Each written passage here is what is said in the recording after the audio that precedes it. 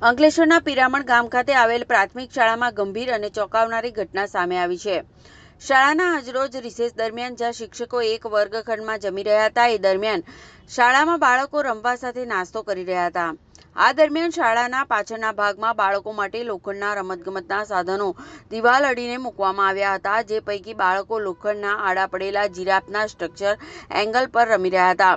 બાળકો ઉપર ચઢે ઉતારે એવા સ્ટ્રેચર પર અનેક બાળકો રમતા હતા। એ દરમિયાન આ લોખંડનો જીરાફ એક તરફ નમી પડ્યો હતો અને શાળાએ બાલવાટિકામાં ભણવા આવેલા અને ત્યાં જ નાસ્તો કરતા 5 વર્ષીય માસૂમ હાર્દિક સુખદેવ વસાવા પર પડ્યો હતો, જે માથાના ભાગે પડતા જ તેને ગંભીર ઈજા સાથે દબાઈ ગયો હતો। જે અંગે બાળકોએ દોડીને શાળાના શિક્ષકોને જાણ કરતા તેઓ દોડી આવ્યા હતા અને એક મહિલા શિક્ષક પોતાની ઓઢણી વડે જ્યાંથી લોહી વહી રહ્યું હતું ત્યાં દબાવી નજીકની એમપી ફાઉન્ડેશન દવાખાને પહોંચ્યા હતા। ત્યાંથી વધુ સારવાર અર્થે એમ્બ્યુલન્સ લઈ જયાબેન મોદી હોસ્પિટલ પહોંચ્યા હતા, પણ ત્યાં ફરજ પરના તબીબે મૃત જાહેર કર્યો હતો।